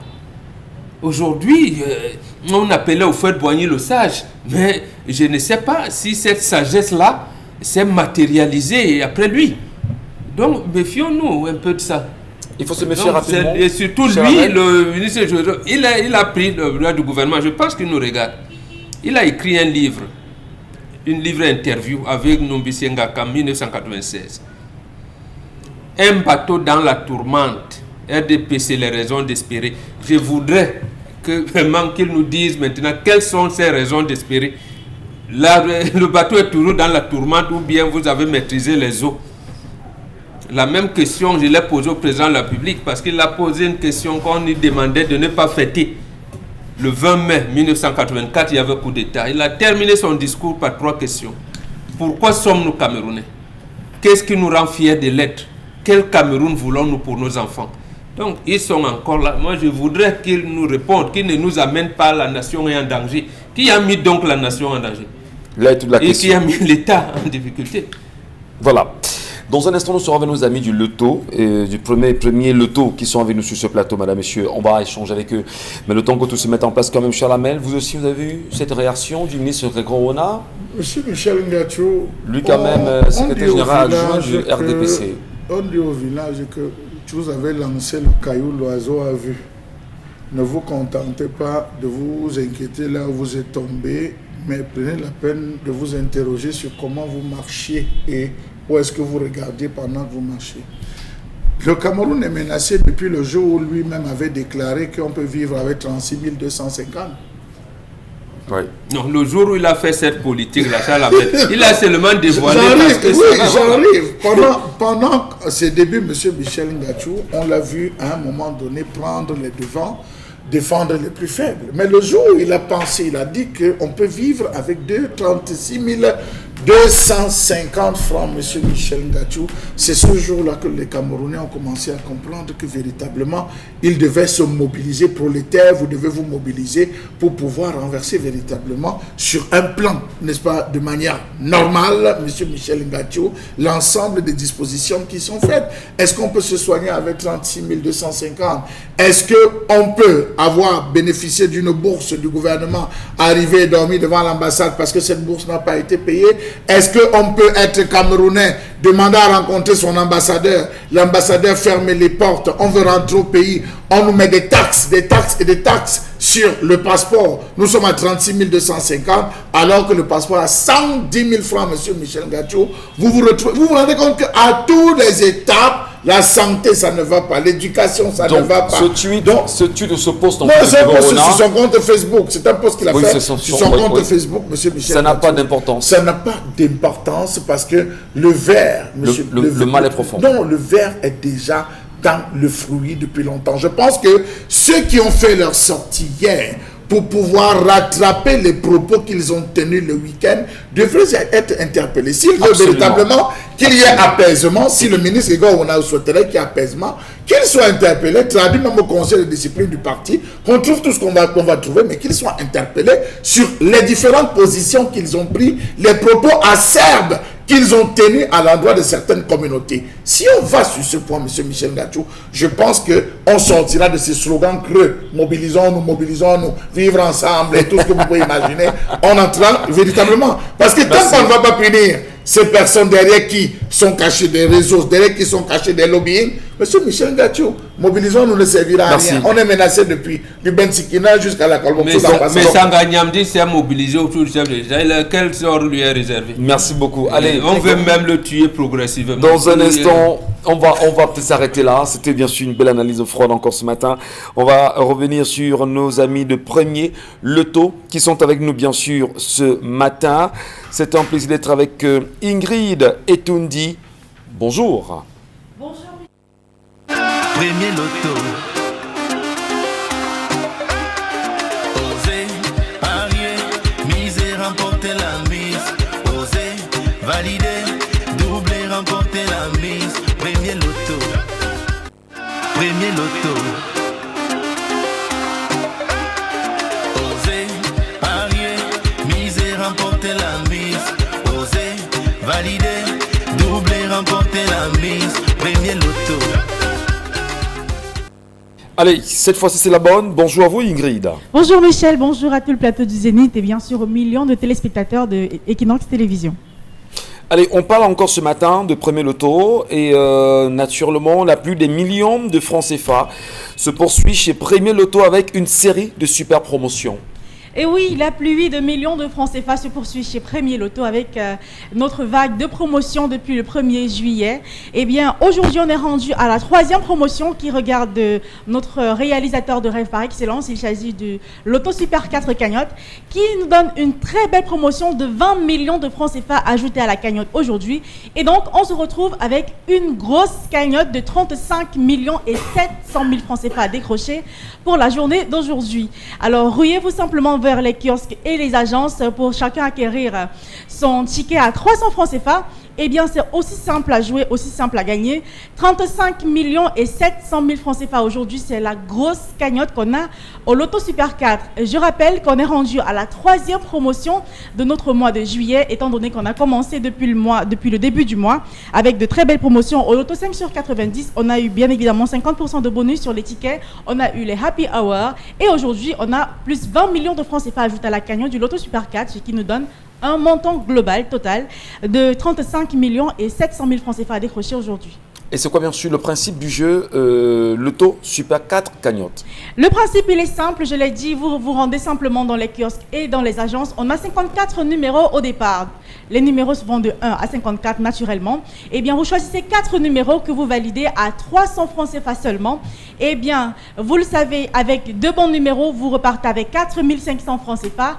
Avec 3 bons numéros, vous gagnez 60 000. Et avec les 4 numéros, et ce peu importe l'ordre, vous décrochez le jackpot. Aujourd'hui, on est rendu, comme je l'ai dit, à 35 millions et 700 000 francs CFA. Vous voyez donc que le principe, il est assez simple. Et je vous rappelle que vous pouvez jouer dans les kiosques, dans les agences ou encore sur le site de Paris en ligne www.premierloto.cm. Y a-t-il des conditions à remplir pour avoir le privilège de bénéficier de cette promotion? Eh bien, la seule condition à remplir, c'est celle d'avoir 21 ans et plus et bien sûr de jouer de manière responsable. Alors, autre commentaire, Ingrid Etundi? Eh bien, simplement, on se donne rendez-vous dans les kiosques et dans les agences pour chacun tenter votre chance. On ne sait jamais. Comme on dit d'habitude, on ne sait pas si on est chanceux, si on n'a pas tenté sa chance. Alors, rendez-vous dans les kiosques, dans les agences ou encore sur le site de Paris en ligne pour acheter vos tickets. Et peut-être, vous serez l'heureux multimillionnaire de la promotion de ce jeudi. Merci. Merci à vous. Premier Loto. Oser, parier, miser, remporter la mise. Oser, valider, doubler, remporter la mise. Premier Loto. Premier Loto. Bienvenue, si jamais vous prenez, on va dire attache avec nous à l'instant, si vous avez votre télécommande à main, merci. Donc montez le volume de la télévision parce qu'en réalité, tout de suite nous allons rentrer dans la rubrique consacrée aux réseaux sociaux. Qu'est-ce qui fait le buzz sur la toile, Isabelle Carole Zoupette? Oui, on va revenir sur cet appel qu'on choisit désormais d'appeler l'affaire de la députée Nourane, justement, qui fait le tour de la toile avec ces derniers rebondissements qu'on a suite à cette vidéo qui est devenue virale plutôt sur les réseaux sociaux. Voilà, on a justement eu à sa suite le communiqué du PCRN, le parti dans lequel qu'elle appartient, voilà, dans ce communiqué donc qui s'insurge de cette vidéo devenue plutôt virale sur les réseaux sociaux et qui dit bien évidemment s'il faut justement les tout petit peu citer, le président du PCRN et les militants sont atterré devant le comportement de ces agents de police, notamment l'un d'entre eux qui manifestement a perdu ses nerfs et s'est laissé emporter par la colère en disant bien évidemment par la suite que le comportement de ces agents de police met en relief plusieurs points, notamment, on va citer quelques-uns, il perd ses nerfs et armé, le dommage aurait pu être irréparable. Autre point, son vis-à-vis est une femme. Il est permis de douter qu'elle se soit comportée ainsi. Si ça avait été un homme. Autre point également relevé justement par ce communiqué du PCAN, c'est le fait qu'il dégrade l'uniforme et le corps qu'il représente. Le spectacle est hideux, odieux, abject et même révoltant, poursuivent-ils dans ce communiqué, bien évidemment signé du 20 juillet 2021. Il faut dire que ce n'est pas le seul communiqué qu'on a pu enregistrer justement à la suite de cet incident.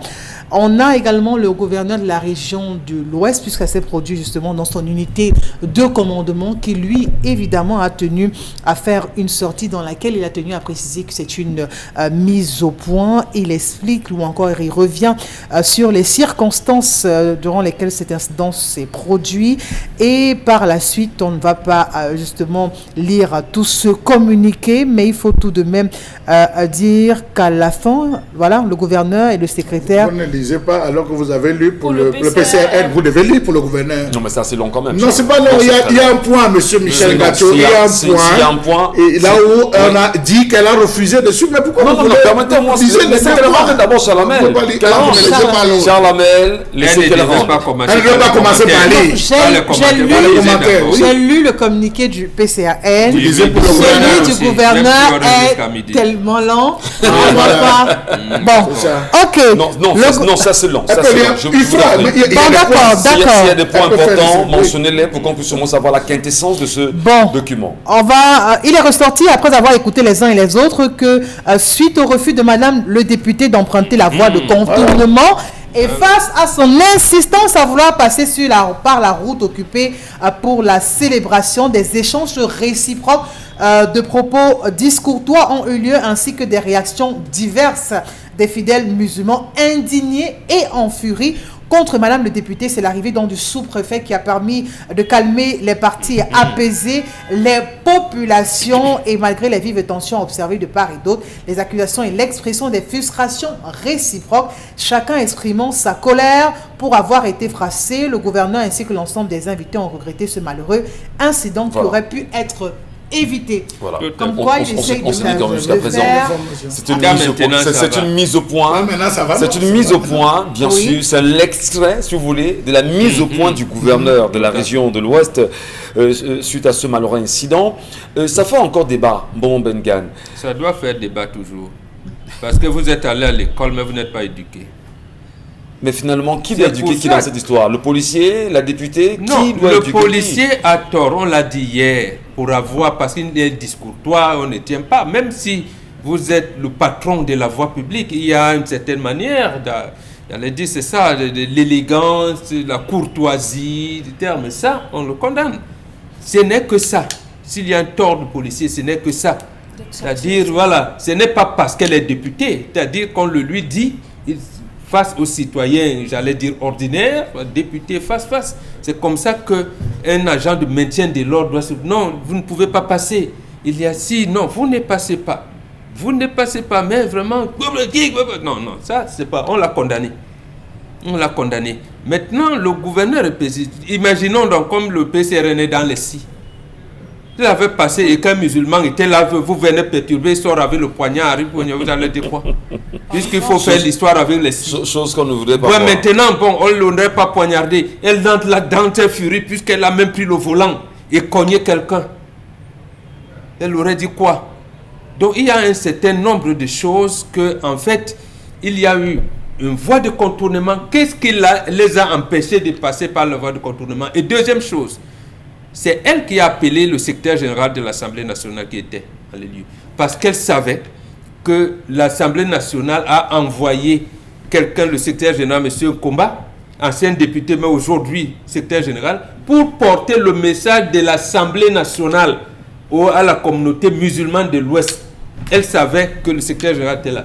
Pourquoi ne pouvait pas dire, comme elle n'a pas voulu prendre le voie de contournement, dire aux policiers que non, je veux, voilà, nous avons notre secrétaire général qui est là, peut-être je suis en retard, je veux assister.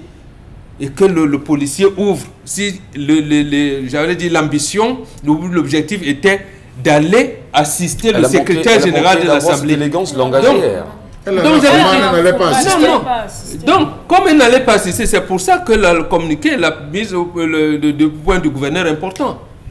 Quand vous voyez une barrière, cher ami, que vous soyez président de la République, d'abord, je peux vous donner comme ça. Monsieur Yogon Tonga avait intercepté Ahidjo comme ça à Yaoundé. Yogon Tonga, qui était policier à l'époque, il convoyait les prisonniers de Kondengui. Ahidjo passait, il dit, mais vous m'avez reconnu, il dit oui. Les gens usurpent, vous savez vous-même que les gens usurpent. Montrez-moi votre carte d'identité. Ahidjo lui a montré sa carte. Elle a dit d'accord. Le même jour, j'ai dit bien le nom de Yogon Tomba, il a dit ma carte. Oui, est-ce qu'on peut le faire en ce moment? Je ne sais pas. Mais après, oui, Ahidjo, le même jour, l'a nommé régisseur de la prison. L'a nommé régisseur de la prison de Kondengui. Tout premier régisseur. Voilà, donc vous le faites au président de la République lui-même. Et là, qu'est-ce que Yogon Tonga avait dit au président? Président, vous n'avez pas déclaré votre sortie. Le cortège officiel est toujours déclaré auprès du sous-préfet. Moi, mon sous-préfet ne m'a pas dit qu'il y a un cortège officiel qui viendrait. Ahidjo a dit, voilà pour le président de la République. Voilà. Président Paul Biya lui-même avait été interpellé chez lui en Vomeka. Un jour, un après-midi, il prenait une voiture banalisée. Au lieu de passer par la voie qu'il avait créée par là-bas, il est passé par le lycée, la voie qui vient vers le lycée de Vomeka et l'hôpital des disciples. Sa propre garde interpelle la voiture parce que la voiture. Qui êtes-vous? Il dit non, c'est moi, président. Présentez-vous. Voilà, la garde présidentielle est venue s'attirer. Ah oui, c'est vous. Et après, ils l'ont laissé passer. Ils l'ont laissé passer. Donc, lui-même, il a eu ce type de comportement. Je peux vous citer comme ça 1000 et un exemple. Très bien. Bon, donc, merci. Ici, madame le député. Dominique Audrey, fallait pas. La mise au point du gouverneur est légitime. Lorsqu'on fait une confrontation avec les nombreux témoignages des personnes qui ont vécu la scène, on n'est pas très loin justement des faits. Oui, c'était important parce que malheureusement, on a observé une déferlante de réactions. C'est devenu une histoire de genre, que les femmes sont marginalisées, les femmes sont machin, tribaliser l'histoire alors qu'il n'en était rien. C'était simplement un manque criard de manière qui a résulté également sur un autre manque de manière. On a trouvé deux personnes très mal apprises qui se sont retrouvées et ça a donné l'explosion que ça a donné. Malheureusement, on se serait attendu à un peu plus de retenue de la dame, mais directement après, elle nous a dit, voilà, désormais j'ai mes macarons, on verra qui va encore m'arrêter en route. C'était comme démontrer que, en fait, je suis arrivée là et désormais je vais vous faire l'heure.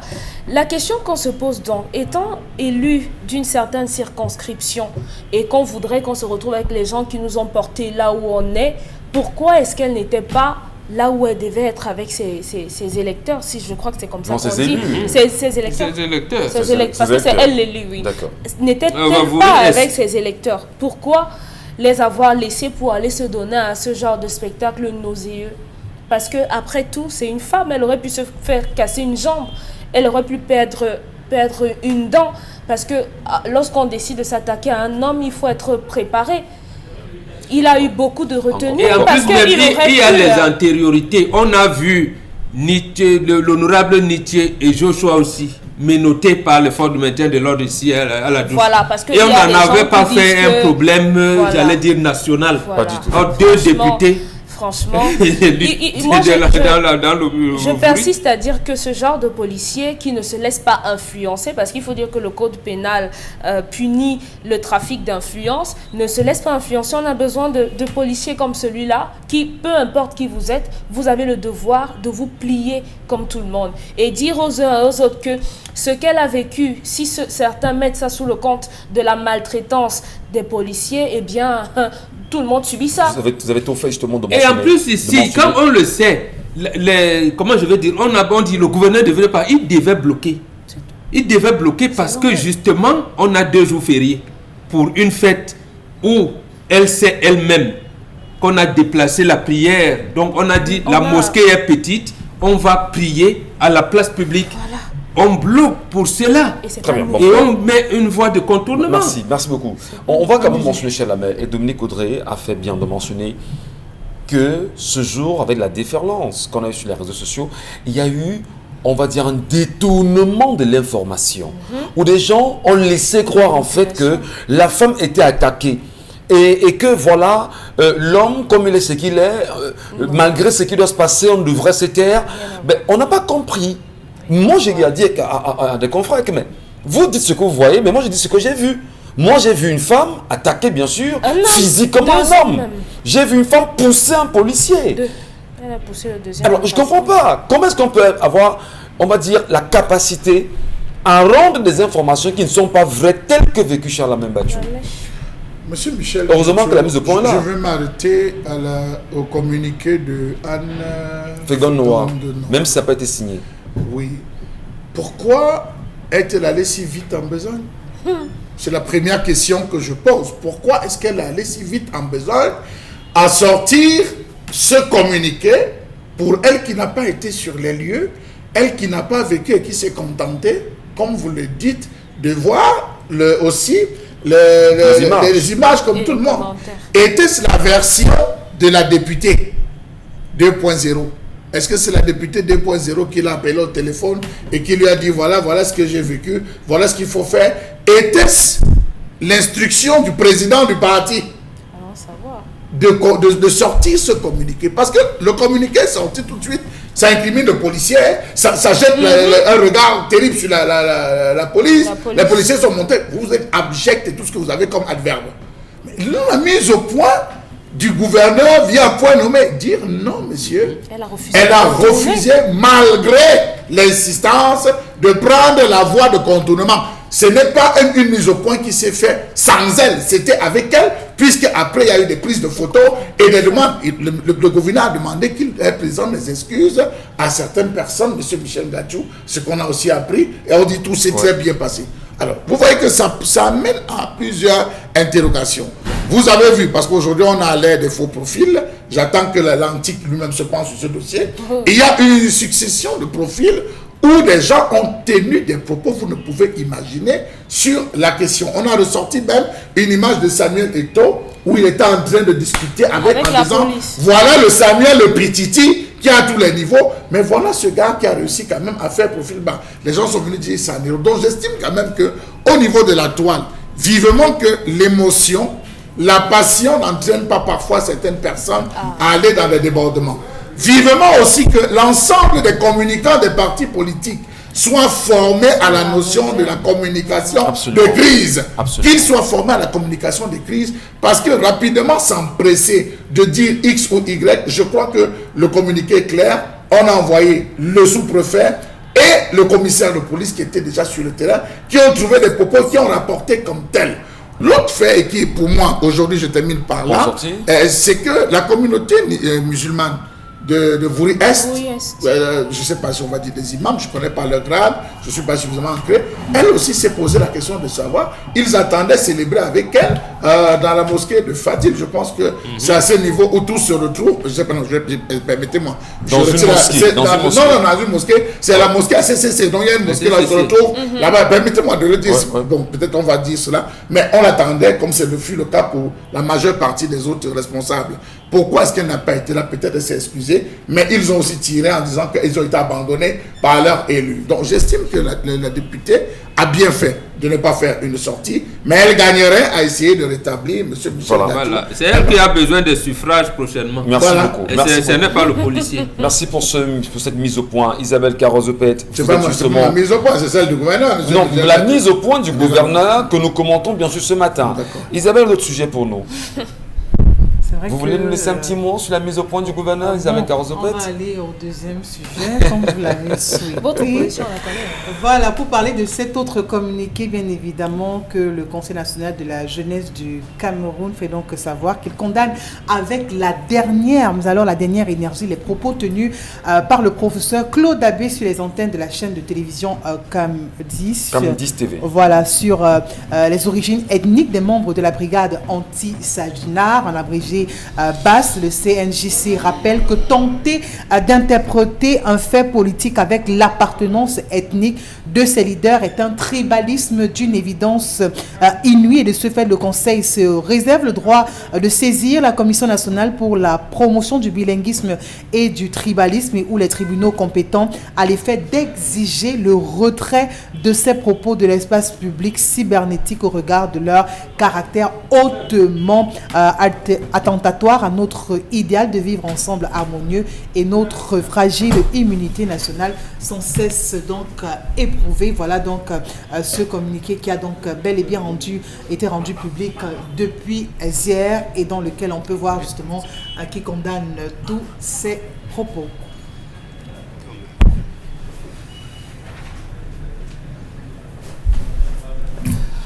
Ah ben là, tout est dit, hein. De toutes les manières, c'est un organisme gouvernemental. Conseil national de la jeunesse, non? Voilà, c'est la première Est-ce que le Conseil national de la jeunesse, pourquoi ne s'arrête-t-il que sur la sortie de Claude Abbé? Voilà. Parce qu'on a vu la sortie du professeur Mathias Cédric Onanguini. Permettez-moi, vous allez me dire, mon fils ne cite pas les noms. Je dis ce que tous les Camerounais ont vu. On a vu le professeur Mathias Cédric Onanguini sur la CIA TV. Oui, c'est ce qu'il a vu. Là, ça touche sur la toile. On a vu justement sur une télévision sœur, monsieur Essomba avoir des propos également en ce sens-là. Dieudonné Essomba. Pourquoi s'arrêter seulement sur Claude Abbé? Parce que là, justement, c'est leur appréciation des faits. C'est l'appréciation de qui? Du Conseil. Peut-être sont coutumiers, peut-être sont habitués à voir les autres, mais ils disent que lui, bon, vous ne savez pas, c'est une association qui est, j'allais dire, et qui s'occupe de l'éducation civique. Je ne sais pas s'ils avaient fait avant, mais ils se sont focalisés sur tel. Généralement, on dit considérant, ou bien au terme de vu. Bon, et ils prennent des décisions. Moi, je pense que, en fait, je ne suis pas à l'interne, mais je voudrais simplement relever que, en fait, il n'y a pas de tribalisme. Puisqu'en fait, lorsqu'on regarde là, il n'y a pas de haine.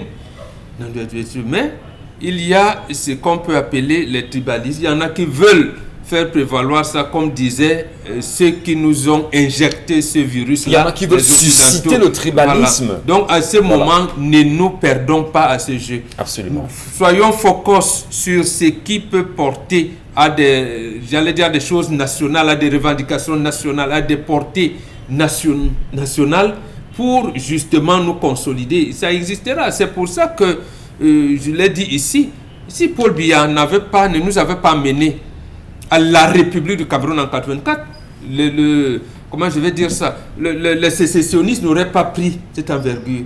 Justement, nous on l'a laissé passer parce qu'on a oublié qu'il y avait un problème anglophone, qu'on devait en parler régulièrement, mais en l'ayant laissé, en entrant dans ce que je condamnais tout à l'heure dans les propos du ministre Grégoire Ona, où est l'unité nationale. Donc il faut les ramener à ce qui, j'allais dire, qui peut former un imaginaire collectif. Vous voulez former l'unité nationale. Libéralisme communautaire veut dire quoi? Venez nous repréciser des choses. Bon, si vous ne pouvez même pas repréciser votre pensée, on va leur dire, Aïdjo a démissionné. Vous aussi, vous pouvez démissionner. Très bien. Hier encore, François Hollande a dit, ce qu'il y a à faire pour les Français, vraiment, je ne serai pas candidat.